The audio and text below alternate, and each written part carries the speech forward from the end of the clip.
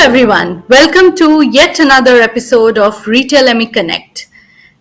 Images Retail Middle East has been in the forefront of retail conversations for about 3 decades or so. And we have always tried to nurture the right conversations, the right dialogue with the retail ecosystem globally. And RetailME Connect is one such effort wherein we bring leaders from across the industry to converse and discuss some of the raging trends that others can learn from. It is more of a discussion, a forum, a platform wherein right ideas are exchanged. And today we have Cegid partnering with us to bring in a very interesting topic for the luxury retail industry of the Middle East. The luxury retail experience in Middle East is very different, and there are lots that the retailers offer, the consumers want. So localized partnerships actually help elevate the retail concepts and the retail experiences in the region. And that's why today I have with me some of the fine speakers from across some of the lovely retail brands in the luxury segment in the region to talk more. To start with, we have Driss Iziki, Middle East and Africa Operations Director for Cegid. We have Cuellar, Director Technology and Omnichannel, Chalhoub Group. We have Divyang Thakur, Head of Retail Operations, TATA Group, MENA. And joining them and moderating the conversation, we have Sejean, Founder, People Not Numbers and 11. So without much of an introduction, I will leave it to this fine gentleman to drive the conversation this afternoon and evening maybe in some parts of the world. So welcome guys, and over to you. Thanks. Thank you. Thank you, Aurelien. Gentlemen, I'm very happy to be with you today. My name is Sejean. I'm the founder of People Not Numbers. I'm an executive coach, and I've been in the region for 17 years in Dubai, and still passionate about the region. And we have with us 3 incredible gentlemen, and I'm going to ask you to introduce yourselves, guys. And I'm asking you to be quite simple. Can you tell us your name, your role, and 2 other things, something that is not on your CV, so something that is not on your CV, and something you're struggling with right now, okay? So your name, your role, something that is not on your CV, and something you're struggling with right now. Not necessarily very easy, but who wants to start? I can start with pleasure. Driss, let's go. Yeah. Thanks, Joe. So my name is Driss Iziki, GM for the region Middle East and Africa for Cegid, which is a retail software. I've been with Cegid since almost 20 years, so 2 decades, 10 years in Dubai. And it's a challenge to find something that is not in my resume, my CV, Joe, so thanks for asking. But probably that I grew up on the French Alps, a small village on the Alps. And really, I miss it, especially with these 42 degrees that we have around. So this is something that you will not find in my CV. But thanks for this surprise question. Really appreciate it. Okay, and something you're struggling with right now. Is there something that you're struggling with right now that you think about that you could share with us? Yes, but I will share it later on. We call it basically 2-letter AI. Okay. Really wide one, but I will explain you in coming minutes why it's so challenging and so interesting. Okay, super. Thank you. Thank you, Driss. Okay, let's continue with Divyang.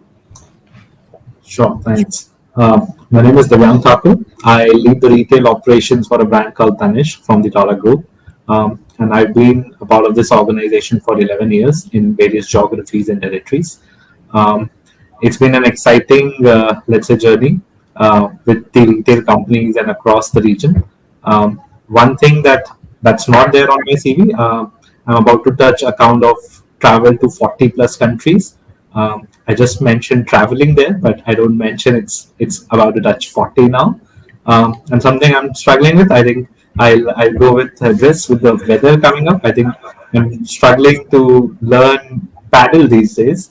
And with the entire weather, it's the struggle is even continuing. Yeah, Okay. that's about me.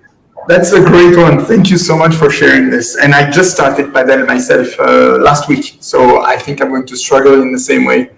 Yeah. Thank you, Divyang. Aurelien, it's up to you. Yes, thank you, Joe. Thank you, Driss and Divyang for the introduction as well. So my name is Aurelien Cuellar. Aurelien, it's very French, so no problem if only Driss and Joe can pronounce it correctly. So I'm a director of technology, omnichannel operation for the group Chalhoub.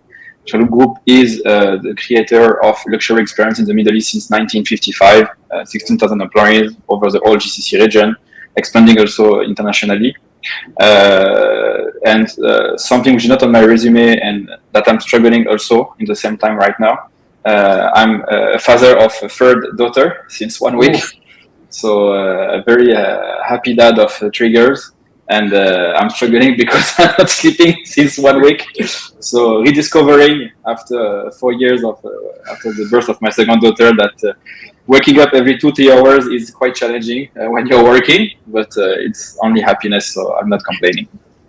Okay, that's congratulations, Aurelien, and we really hope that you will not fall asleep during the webinar, and we understand if you are tired. So this is great to have you with us. And today the main topic that we're going to have is not the typical topic that we see all around. It's more on the localized partnerships, and I think it's a topic that I have never treated in webinar. That is super important, that we rarely talk about, and it's exciting to understand why it's important to have localized partnerships in the GCC. And this is my first question to you. And I would like to start with maybe with you, Aurelien. Again, let's start with Aurelien and go back to the loop. Aurelien, why, according to you, why is it important to have local partnerships here in the GCC? So that's a very good question. First of all, localization can take a lot of different angles. You can have localization from a delivery standpoint, from a marketing standpoint, from the technological standpoint. So localization takes a lot of dimension. What is and I think that each region in the world, today is GCC region, but tomorrow if you're in APAC, if you're in Europe, if you're in US, localization will be extremely important to take into consideration. In the case of Chalhoub Group, we are a huge group, right? But most of the brands we are dealing with more than 300 brands, are not brands which are based in the GCC region. It's brands which are based in Paris, in Milan, where the HQ is in US, etc. They are mastodonts, right? Brands and maisons with global impact, with strong processes, best practices, but also with a lot of complexity. And whatever huge brand they are at a global level, they need to understand the specificity of the market. And this is where, in the GCC market specifically, I see a lot of things which are so typical to the GCC market. And even GCC market, I don't think it's a great idea to try to combine all those countries, because UAE is super different from Saudi Arabia, which is also super different from Qatar and Bahrain and Oman and Kuwait. So there is a language barrier, there is a cultural barrier, there is the fact that the region is completely evolving, and we see that at the paroxysm in Saudi Arabia, where Saudi 5 years ago and today is super different. I'm going to Riyadh and Jeddah every 2-3 months. Every time I go there, I see a lot of things which are different. And at the point of time, there is a disconnection, and which is normal, right? When you have people which are based at the HQ and having a global level to understand everything which is happening on the GCC planet. And this is why it's very important to try to minimize those disconnections, those gaps, those challenges, by having localized partner, localized understanding, and localized contact, because that's the same mentality, that's the same time zone, that's the same language, that's the same reflex, etc., and it helps you to work on so many different aspects that I'm sure we're going to deep dive. But just to macro name them: cost, scalability, flexibility, reliability, etc., etc., etc. So just understand that when and there is in what you're saying something interesting, because you mentioned the cost, And Driss, I'd like to have your perspective on this because, I mean, you painted a very clear picture, and it's true that being on-site and locally present is important, especially you think even in terms of relationship. I mean, to be close to people, because at the end of the day, people are making the business successful. The cost is another aspect also, but it could be a double-edged cost. I mean, in the beginning, being locally present costs more than not being present, when you settle. And Driss, I'd like to have your perspective on what Aurelien mentioned, this aspect of, cultural specificity and relationship and proximity, etc., adaptability, but also on the cost, because it's a true investment to be here, locally speaking, isn't it? Yeah, it is, and I totally agree with Aurelien. So just to give you an example, I opened this office 10 years ago at Cegid with, at that time, no clients. So we started with all this luxury maison that you mentioned, LVMH, so Dior, Chanel, or Hermes, Moncler, so Italian, British, very French brand as well, luxury and premium one. So those global brands have operation in GCC. So we started by supporting them, and after that we moved to those local family business that are partnering with us. So Ahmed Siddiqui and so on, Ali Ben Ali, Abu Isa, Al Malki, Lazurti, and so on. And I think we most probably missed something. We were close to them, but not enough. Perhaps we didn't listen enough to those guys. And this is why we decided, it's really fresh and recent, to open a new pod. So pod stands for point of delivery. Basically, it's a data center. So we used to have one in US, still now, of course, one in Europe, one in Singapore for APAC, and one for China, which is quite specific for the local localization. And the new one is the Middle East pod. And the reason that we decided to make this huge investment is to be more close, to serve those clients, but also because they asked us. And if you don't localize your presence locally, you will miss it. So it's quite simple and easy to continue to serve the Middle East region from APAC data center or Europe. It's quite technical, but in terms of customer service, in terms of user experience, it's key. But we decided to have this huge investment to serve them better, not because we want to spend our money, because we listen to them. And I think it's really, really important to have this daily feedback from clients, because it will cost us, as you mentioned, Joe, much more if we don't have this close relation with clients in terms of efficiency for clients, but also in terms of revenue for us. So definitely, it's key. So the localization is a long-term view, if I may say. And you, Divyang, you started a few years ago with two people coming to Dubai. So from your brand that belongs to TATA Group, you came here with two people. How many people are you now, and why? What has it brought to you to be locally present, and why is it important in this region? So absolutely, Joe. So I think we are a classic example of what started with a vision 3.5 years back, and with a small team of 2 members in the back end and let's say 10 or 15 front end. We are right now we have a front end team of around more than 250 odd people who are there at sales team members, and the back end team has increased to let's say 30-35 odd members. And I think we kind of personify that why it is important to be in these markets locally available on ground. Another thing I would like to add is that see, the markets are very fragmented, and I think Aurelien also touched on that point. There's so much of difference, there's so much of differentiation in terms of cultural nuances, regulations, cost requirements, compliances, and it is very, very different. And let's accept the fact that if we are talking about brands to go global, you have to speak the language what the consumers are asking. I can't speak something which is relevant in Dubai to a customer who's buying from me in New York, right? So that's why it is extremely important to have your eyes and ears on ground, know the local nuances, what works well for, let's say, for me in Saudi might not work well for me in Dubai. So that's why it's extremely critical, and that's why the local partnerships and I would say local collaborations, whether you talk about banking, whether you talk about aviation, real estate, and there are so many of examples. I mean, that's how I think it's the way forward. The consumers want that. It's not like the brands want to do it, but I think the customers and the consumers want to see those partnerships going forward. And that's why it's very imperative and important that your local presence should be strengthened over a period of time. And it's been just 3 years. I think we're looking at expanding further once we enter the other markets as well.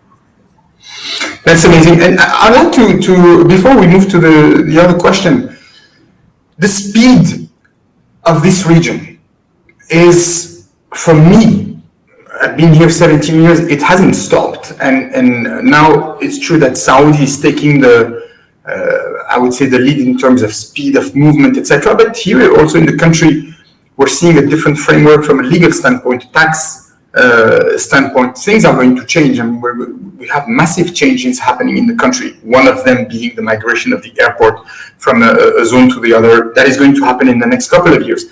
I would like to understand from your perspective, what does it evoke in you, this speed of change? When you think about this region and the change and the pace, what is the thing that comes to your mind if you relate it to your business? What are the consequences, the impacts for you to be in a region that is so rapid and evolving so rapidly? Aurelien, could you tell us a bit about this? I think that anyway, the region has no choice, right? Like if you take the example of e-commerce is something which is well deployed all over the world, especially in US and Europe since 15, 20 years. It appeared in the region 4 years ago. COVID came, all the retail stores had to close, no more sales. So people had to be in the hurry to open e-commerce store to have sales and continue to have revenue. So I think if I take the positive and the negative of that, is that we are in a region which is extremely interesting. I think it's very unique what we're seeing now.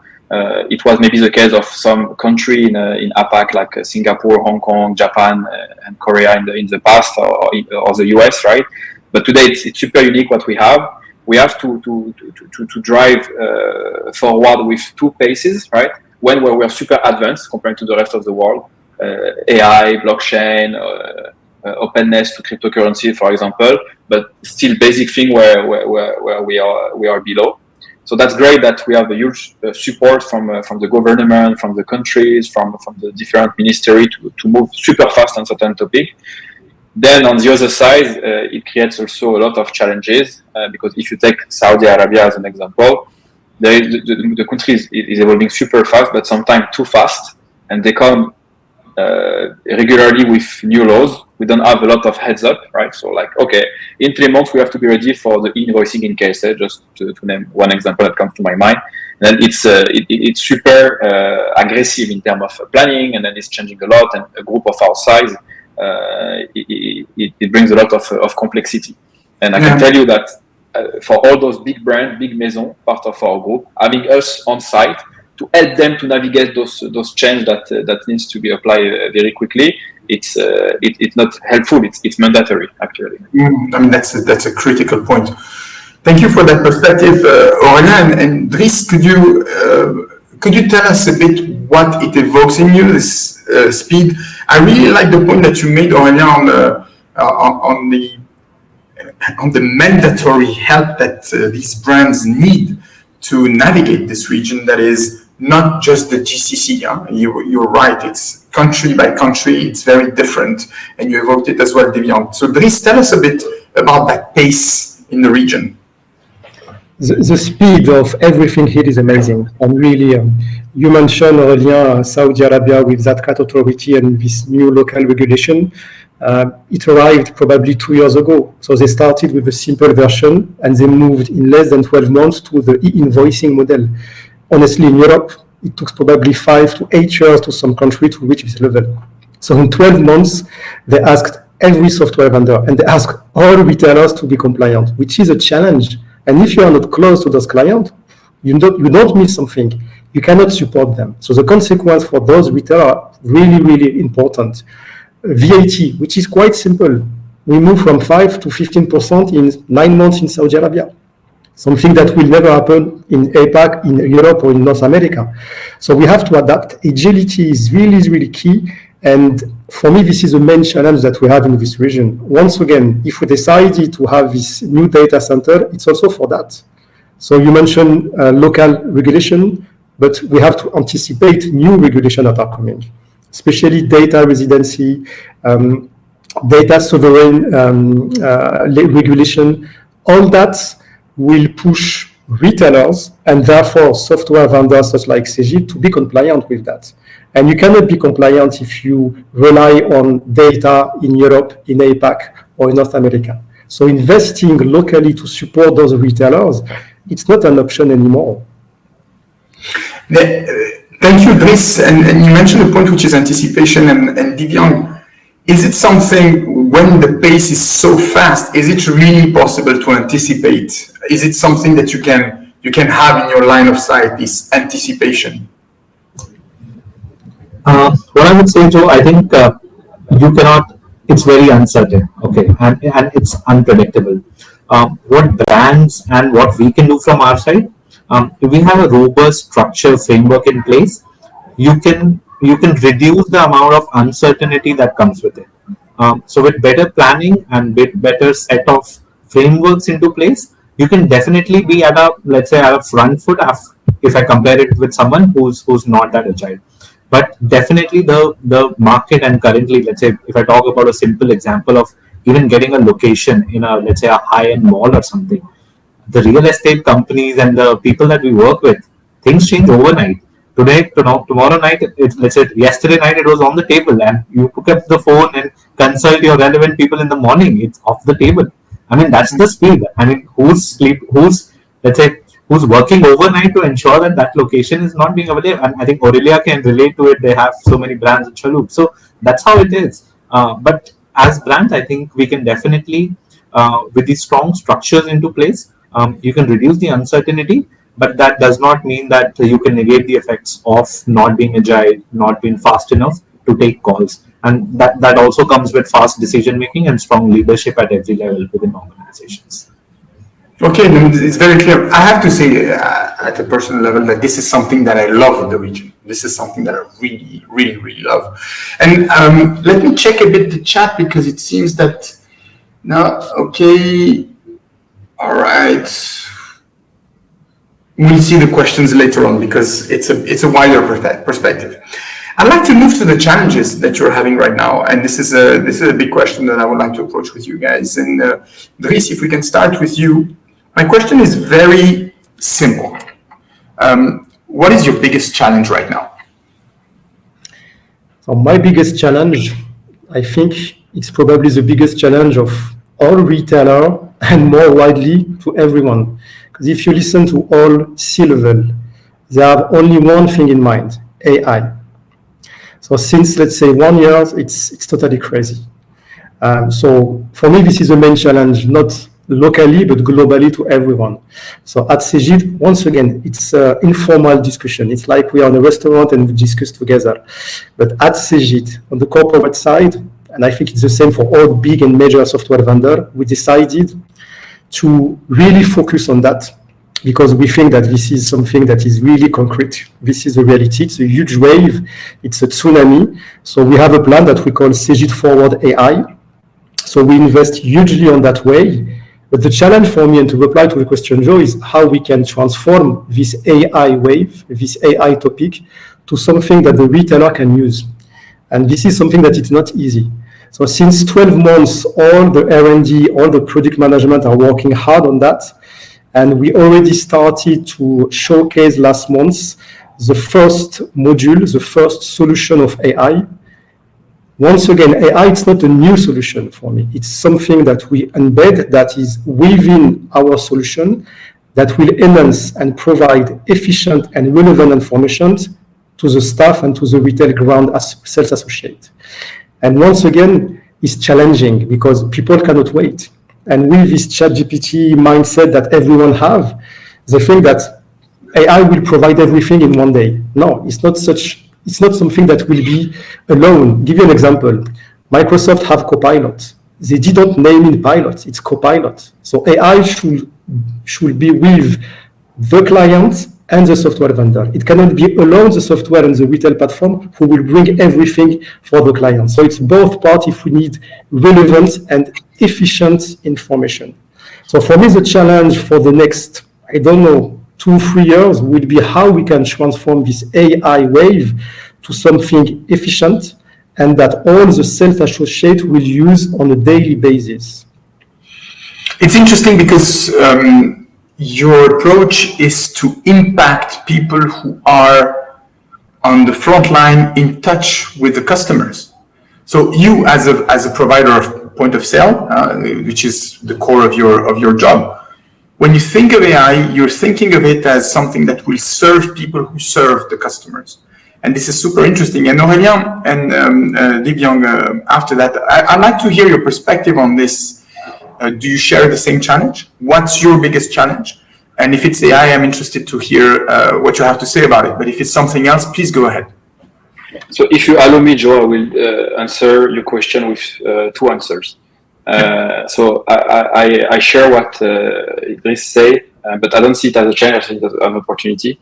And this will help me also to answer to a question from someone on how we are leveraging AI to personalize the customer experience. But I will start with the challenge. The biggest challenge we have as a group today is that we are upgrading our ERP system, which has been implemented more than 12 years ago. We're finalizing the process now. We should be starting before end of year. And this is a huge step for a company like ours. For those who don't know ERP or who haven't understand the acronym, it's the software or it's the big platform that links everything in a company, let's say. ERP stands for Enterprise Resource Planning, and it's basically all your supply chain, accounting, distribution, retail processes in our case, because we are a retail and distribution business. In one big software, the most well-known on this world of Oracle or SAP. Thank you. We are upgrading. Sorry to cut you on. Thank you for mentioning. No. Please do. You're right to do so. And we are upgrading it. So it's a huge project, huge program. We're talking about years of implementation, huge investment on our side. So that's the biggest challenge, because we need to ensure that we are not going to have disruption of business. We are managing more than 700 stores.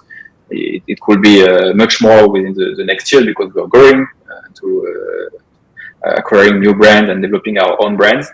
And to make the link with what Driss said related to POD, this is opening a lot of questions on this as well. And how then we could try to reduce the latency, because any data center which are very far deeply impacts the latency, how we can improve the reliability of our data, the security of our data, our own employees, but also all the millions of customers that we have in the region.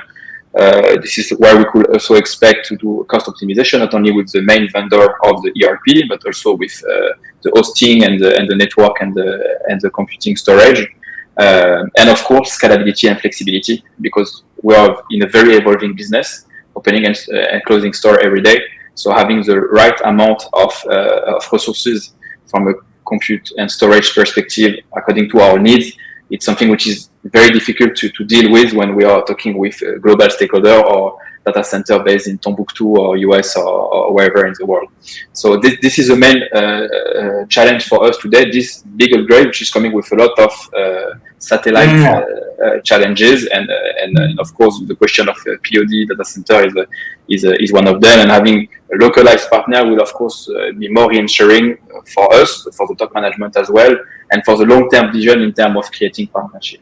Then when it comes to opportunity, AI is a huge opportunity for us. This is something that we are actively working on since few months. So we have a task force which is dedicated to understand how we could better use AI. So we did a huge survey within the group to first understand who is using AI, because ChatGPT, Google Gemini can be used by anyone, right? I'm personally using it every day. But what is the usage? What are the business case, etc. And we decided to define 2 pillars, one more tactical and one more strategic. So tactical is a quick wins. It makes sure that everybody has the awareness of AI, how to use it, how to not use it, and everything related to ethics AI. And the strategic one is definitely the one that is going to impact our end customer. So we identify all the different phases of the customer journey, which are a combination of the customer experience to generate consideration, to generate traffic, to generate conversion, advocacy, loyalty, etc. And we have seen so many business cases. The reality is that there is a lot of business case with AI, but there is low or high value according to our business because we are retail and luxury. And there is high and low easiness of feasibility. So we have to try to understand. So if, for example, having chatbots for AI is something which is super easy to put in place, and then it can help to save time for the customer care center, right? That basic information of the customer are well known to AI. Super cheap, super fast to put in place. But is it really something where we have a business case because we are dealing with luxury clients where they love to talk with real people, etc., and get the most of the interaction. So now we are thinking that. Yeah, sorry. No, go ahead, Ronnie. So there is so many business case, but you need really to make sure that you use AI with a clear ROI. That's what I want to say today. If you ask me, I have much more ROI on my AI business case related to supply chain, to optimize the forecast, to optimize the buying, to optimize my inventory, than that I really have on customer experience, because I am a luxury retailer, which is focusing on the experience of each and every customer, the customization and the sensation that they are unique. While I'm sure that FMCG group will have much more business cases related to the customer than the experience than I.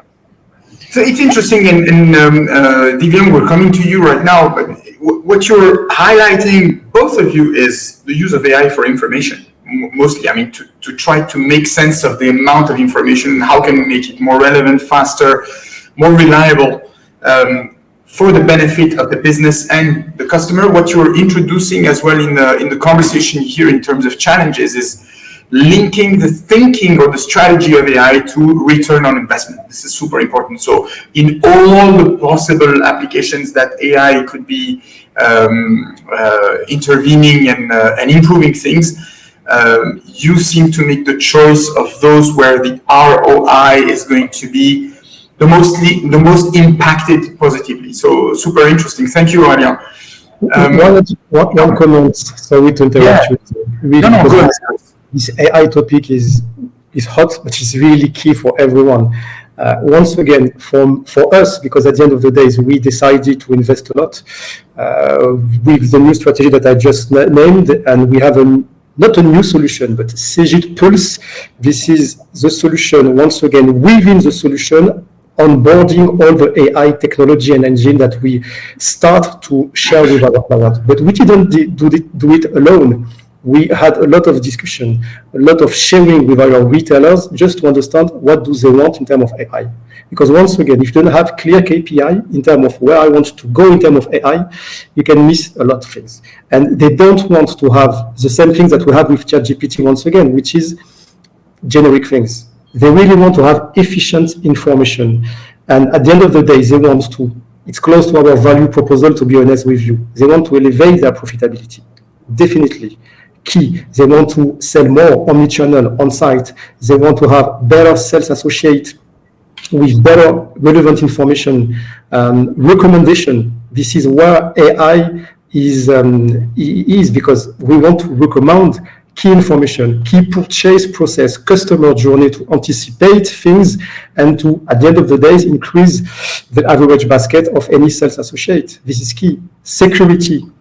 It's also another topic. And on that, you cannot have it if you don't rely with a close and localized strategy in the region. You cannot rely with data center everywhere in the world. So once again, AI is something really important, really strategic, but also simple. If you don't have a clear vision of what you need in terms of ROI, you can miss something. So we have Cegid Pulse solution that we are sharing since a couple of weeks with our client. But at the end of the day, we start with simple things. Improving the recommendation that we have at the sales associate, it's key.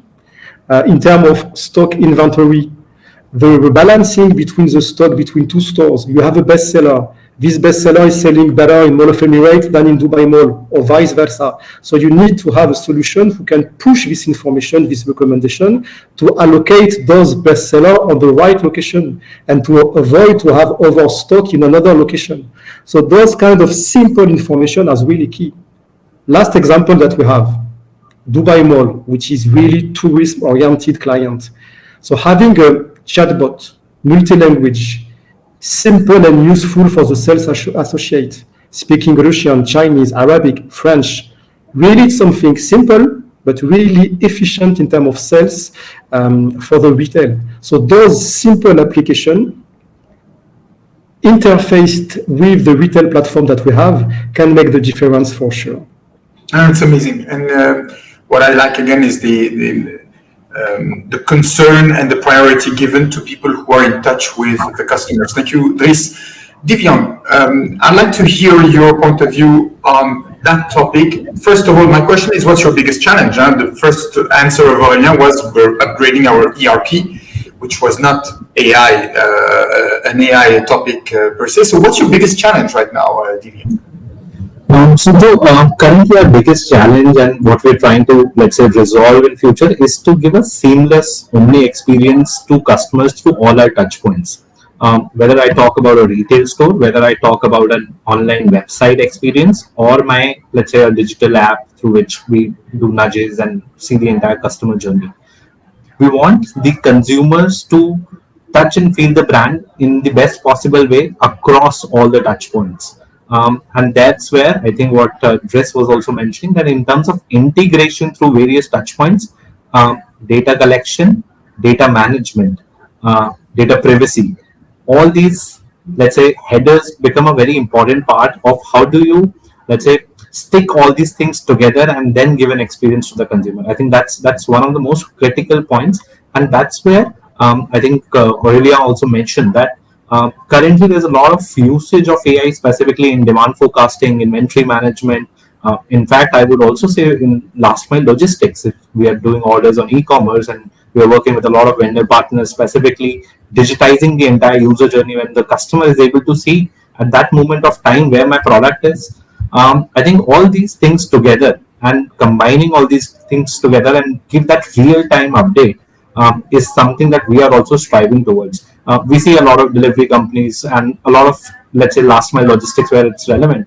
But why not in luxury retail? If my customer wants 100,000 product and he wants to see where is my product, I want to have it delivered in 5 minutes. Why not? Why can't the delivery can happen in 5 minutes if the customer has made a payment? Whether it's 500,000, whether it's 1 million. I mean, these are some of the future use cases which I believe would ultimately come true. And that's why a seamless integration of all the assets, all the channels where the brand is present is very, very important. And it starts, like what Driss mentioned, it starts from the data collection point and how those things are integrated together. Specifically, I think for us as an organization, we work on a lot of propensity modeling and data modeling, which gives us results in terms of consumer behavior, in terms of patterns, which we can create, or let's say, which we can definitely foresee what the consumer is asking for and what is the demand towards it's increasing towards. As simple as knowing a shelf life of a product in one particular store. So it's a matter of a lot of data game, but definitely AI is making life simpler, I would say. I would not take it as a challenge. I think it's a large opportunity. And it's up to the brands that how do you maximize it. That's a really super powerful perspective. And in everything that you're saying, there is something that strikes me a little bit, which is the relationship to mistakes.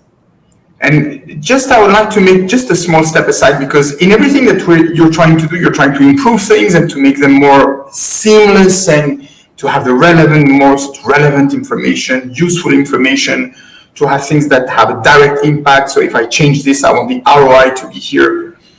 But the fact is that it seldom happens this way. And with AI, if we want to take this topic just among all other topics, the gap is so big. I mean, the possibilities are so huge that it seems inevitable to make mistakes. I mean, mistakes are not going to be avoided by the appearance of AI or by the use of AI. We will all make mistakes. My question to you is, how important to you is it from a cultural standpoint in the companies where you are? How important is it to have a certain type of relationship with mistake? How is it important to approach mistake as a topic, not just pretending that mistakes are not going to happen, and then having what I find too often in the life of corporations, which is whenever there is a mistake, it's a bad thing. How is it happening in your corporations? How do you think it is important? Because at the end of the day, Driss, you're investing tons of money to put a new point of delivery for the benefit of your clients, for the benefit of the clients of your clients. But there will be mistakes. How do you treat those, and how is that approached in Cegid? And I'd like to hear Divyang and Aurelien as well on that topic. In my mind, and thinking really loudly, I think it will make our life easier. Why? Because we used to build a software, a retail platform, to sell it to the client, to have feedback, to build it, to have user retail association helping us to improve R&D, product management. But with AI, we will have to do it with the clients. And therefore, we will make the mistake with them, which is quite different. Because once again, I don't see the AI strategy of any software vendor and any retailers separate. They have to make it both. Why? Because first of all, we want and we need to make sure that every module, every solution, every feature that we develop on the AI field should be done with this ROI mindset, with this efficiency usage from the client. And we cannot make it alone. We have to make it with the clients. More than that. Yeah, it's super important, because what you're saying essentially is that something that sometimes we see as a magic machine that is going to find all the solutions for everybody is in fact pushing you to do something that is beneficial to everybody, is to get closer to your clients. Is that correct? This is my point of view, because once again, we trigger from new information and data with the data of our client. It's not our data. It's everyone who is feeding it. So at the end of the day, we cannot put on the table any data without a clear framework of what do you want to do with this data. And I share it. And it changes the relationship to mistakes. It is true. It's very true. Thank you for that perspective. Divyang, what's your view on this? I mean, on relationship to mistakes in the corporation where you are, and especially on what Driss is saying, that it's pushing us to get closer to our clients. I think as an organization, Joe, we have started celebrating mistakes. I think that's the first point, that you celebrate the mistake because at least you have learned something. And the other thing that we kind of work together after a mistake is fail fast approach, what we call it internally. If you've made a mistake, you have failed fast, it's time to move on. We can't just keep sleeping over it and just talking about it. I think that's how, and that's also I can correlate to the point of how fast and agile the organizations need to be. I think the fail fast approach and celebrating mistakes so that we know that something which is not working, let's say A, B, C, D, this model is not working, let's try it with certain other kind of predictive modeling and some data solutions. So I think it's important to fail fast and move on from those, let's say, results that have been achieved. And what next can be done is something that as a core, I would say, a inherent feature that we are working towards in our, and trust me, we are making a lot of mistakes, but with every mistake, there's a lot of learning that is coming, which is becoming a corrective action so that we become in a mode that those mistakes are not being done. So I think it's very important to celebrate it and fail fast. That's amazing. Thank you, Divyang. And Aurelien, before my last question, that will be a quick one. What's your reaction to what Driss and Divyang are saying? Then a quick question, and then we will go to questions and answers on the chat. So I'm fully aligned with what my two partners just said now. Nothing really to add. I think it's just to make sure that when it comes to mistake, to failure, you understand the different dimension, which is that in our group, in Chalhoub Group, we embrace failure. We have a strong push from the leadership, right, to embrace the failure as soon as you learn from them, right? But if the failure is repeating, the mistake are repeating all over the time, then it means that there is an issue. But as soon as we take risk and we can fail if we learn from them, and then we try to correct. Obviously, if I have a partner and he's in charge of my POD data center, and then there is a huge disruption for 5 days or a huge leaking of data, this is not a mistake that I will accept. But it's a very good example that Driss mentioned. If we decide to test something together, to do a POC, to try to be embarked on something which is new, and we assess the risk together, of course, it will put us in a position where we will more accept the risk, because it's not only a client-supplier relationship, it's a partnership relationship.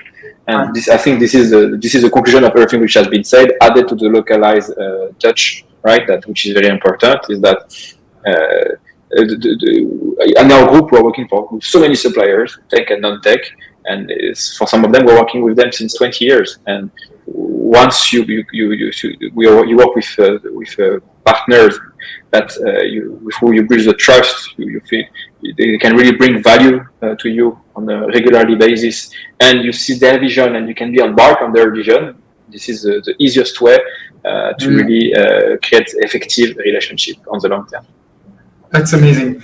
Last, Driss, go ahead. We have a limited period of time, and I would like to leave some time for the questions on the chat. Driss, go ahead. So quickly, last month we had an amazing event in Rome, in Italy, with 500 people, major retailers, global, not only in Europe. And we had this discussion about AI, and something came up after those discussions and during those discussions on the risk of data related to client.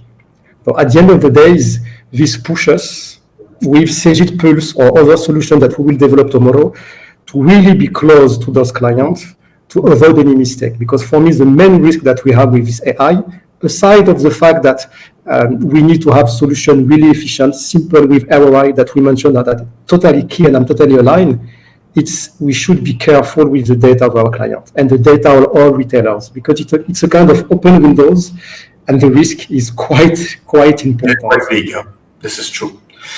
So, question that requires a quick answer, like a very rapid answer. If you had a magic wand, if you were a wizard, and you could transform something in your industry right now, what would it be? So I can take this one quickly. I'll not be too quick. Go ahead. So your question, Joe, is if I can change something in Middle East on the retail field. Okay. So something. So I've been 20 years on the software market and more than 15 years on the retail field. Since 10 years, we all talk about customer experience everywhere. And by the way, if you go to those maison and luxury retailers, you go to Tokyo, to New York, to Paris, to Milano, to Dubai or Riyadh, the level of customer experience is quite the same. And it's the same strategy. Staff is different, culture is different, but the strategy brand is quite similar.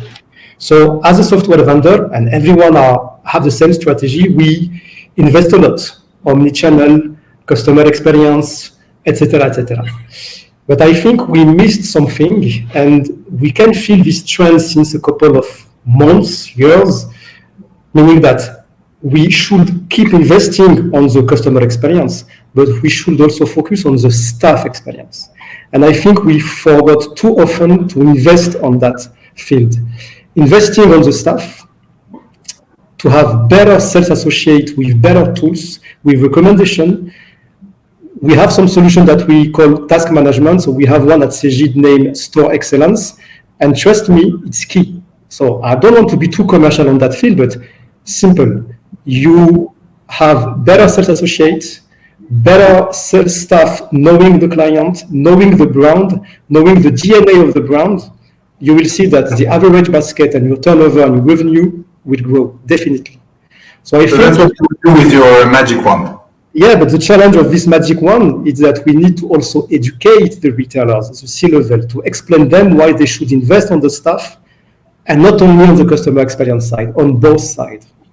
Yeah, it's changing in the market. Thank you, Driss. Divyang, if you had a magic wand, what would you change in this industry, in your industry? if I have a magic wand, I would try to change the operational costs that are there in this industry in Middle East. It's too expensive for brands like us. Yeah, okay, that's No, great. but I agree with this. I think customer experience. So we always say that irrespective of the customer coming and even not buying, but if they are walking out from our retail boutique with a smile, I think that's the biggest win for us. And we have something what Chris was mentioning. We also internally call it as VOSA, Voice of Sales Associate. So what we say is there are two kind of customers. One of the set of customers is our internal customers, which is our sales staff, right? Which is interacting with the end customer, which is their customers. So our customers are technically our sales team members because they deal with the customers. So if our customers are happy, end of the day, the entire brand customers are happy. So just wanted to share. Thank you for this answer, Divyang. Aurelien, magic wand, what would you change?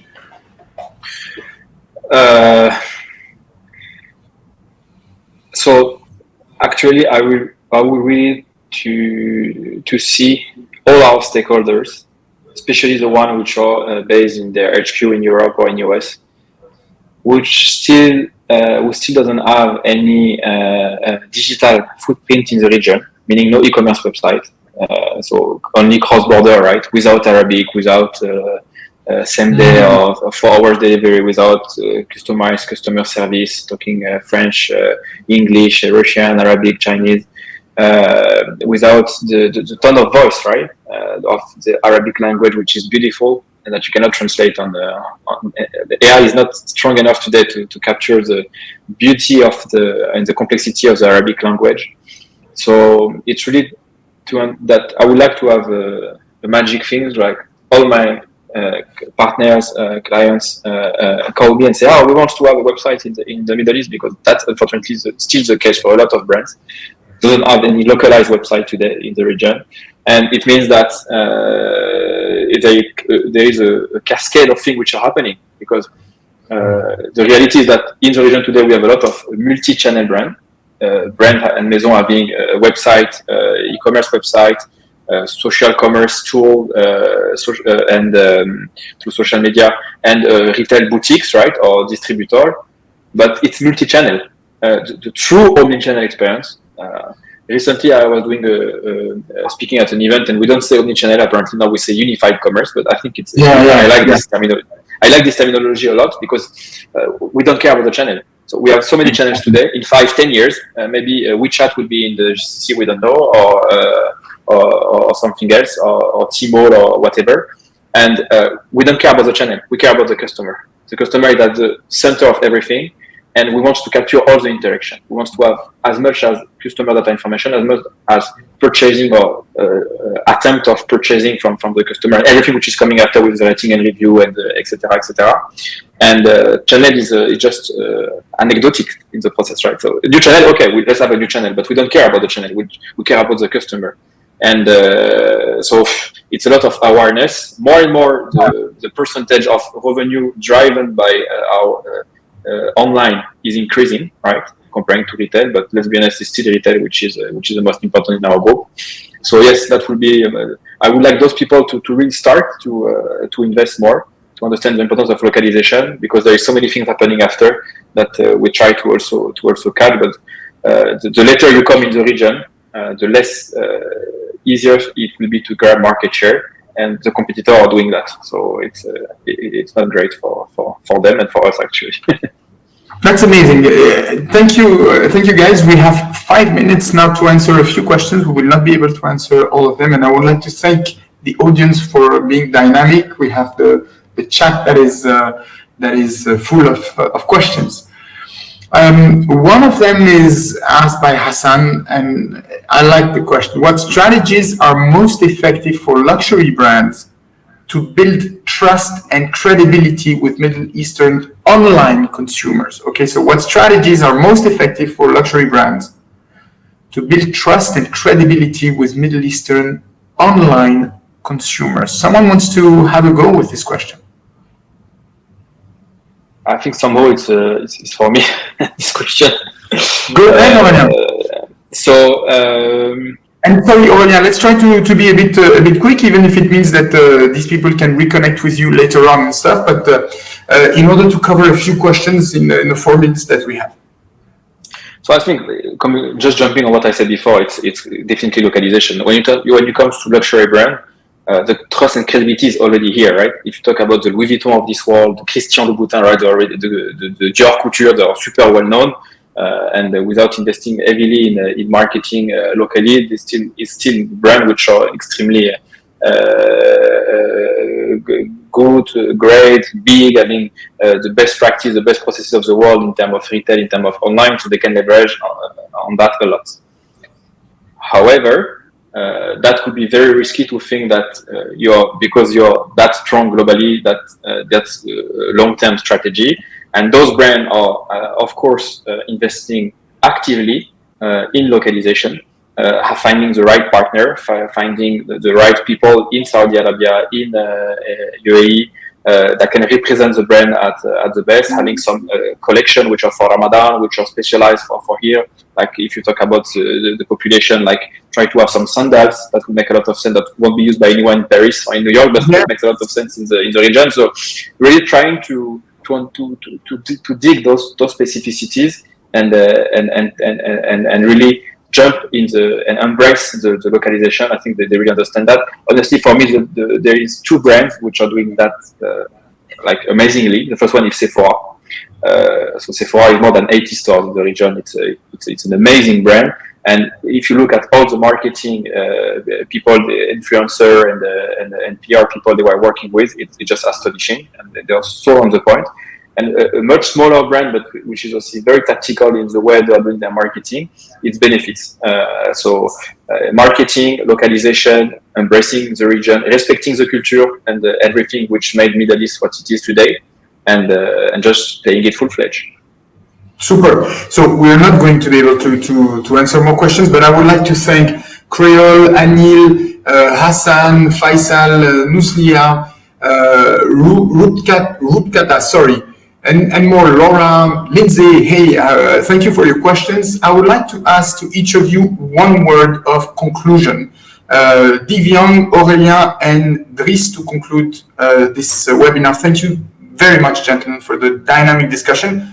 One word, really, try to be as precise and concise as you can. What would you like to say as a conclusion, Divyang? I think, like the topic is, I think one word to conclude, I think collaboration is one word in my way. Thank you so much. Thank you, Divyang. Aurelien? I will say value realization. So for anyone which wants to get any long-term partnership with any client in the region, don't think about sales, don't think about short ROI, right? Think about how can I bring value to this company, and how much risk I'm going to take to make sure that value will be on both sides. Thank you, Aurelien. Driss, to you for the conclusion, and thank you for organizing this as the patron of this webinar, Cegid. So go ahead. What's your conclusion for today? Local engagement, because this will trigger everything. This trigger a better customer experience, a better AI strategy, a better ROI, a better everything. So local engagement for global brands and local GCC family retail business. Gentlemen, I learned tons of stuff today. Thanks to you. It was a very dynamic and interesting discussion. Some stuff that we cannot find on the internet, but that was in your head and in your experience. So thank you for sharing this with us. And Anurima, back to you for the conclusion of this moment. So thank you, Joe. Thank you for leading the conversation so beautifully. Thank you, gentlemen, for giving your insights. I think the audience loves this, and they're looking forward to collaborate with you. Just for the audience, thank you for joining. Thank you for taking out time to hear all of them. You can definitely go back to the recorded video on our RetailME TV Plus YouTube channel. Thank you, Cegid, for partnering us on this, and looking forward to such lovely conversations conversations on RetailME Connect with more such progressive partners, and of course Cegid in the time to come. And everybody, I think, can send requests to Divyang and Oreo on LinkedIn and stay connected, and definitely with Joe and Driss to know more about the industry pulse and what's going on, and definitely stay connected with Images Retail Middle East to know more about what's trending. Thank you once again, and have a good day.